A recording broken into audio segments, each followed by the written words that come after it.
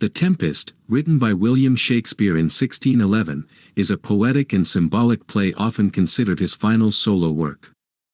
Set on a mystical island, it weaves themes of power, forgiveness, and magic into a tale of redemption. The play begins with a shipwreck caused by a magical storm orchestrated by the exiled Duke-turned-sorcerer Prospero, and unfolds as a story of betrayal, love, and reconciliation. Amid a tumultuous sea, a ship fights a fierce storm, its passengers crying out in despair as waves threaten to engulf them. The Tempest, unnatural in its fury, is the work of Prospero, a sorcerer and the exiled Duke of Milan, who commands the winds and waters from the safety of a mystical island. Watching over the shipwreck through his magic, Prospero ensures no lives are lost. His actions are deliberate, for aboard the vessel are those who wronged him, and fate has brought them to his shores. Prospero reveals his story to his daughter, Miranda, who has grown up on the island, knowing little of the world beyond it. Once the Duke of Milan, Prospero was betrayed by his brother, Antonio, who seized the dukedom with the help of Alonso, the King of Naples. Cast adrift with his infant daughter, Prospero survived with the aid of Gonzalo, a kind courtier, and found refuge on this enchanted island.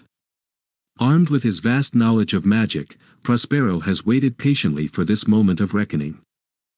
The island itself is a place of wonder and strangeness, home to the airy spirit Ariel and the earthly creature Caliban. Ariel, whom Prospero freed from imprisonment within a cloven pine, serves him loyally, though with the promise of eventual freedom.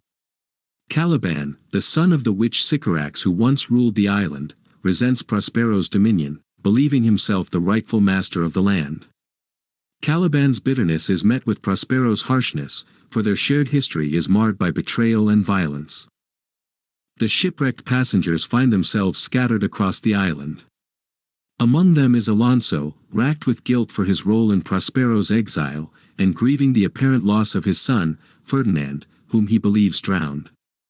Antonio and Sebastian, Alonso's treacherous brother, scheme to seize the Neapolitan throne, their ambitions undeterred even in this moment of crisis. Elsewhere, Gonzalo remains steadfast in his optimism, his good nature a stark contrast to the machinations around him. Ferdinand, separated from the others, encounters Miranda. The two are drawn to each other, their innocence and sincerity shining in a world clouded by deceit. Prospero, watching unseen, is pleased by their instant affection but subjects Ferdinand to trials to prove his worth. The young prince endures labor and hardship with grace, and his love for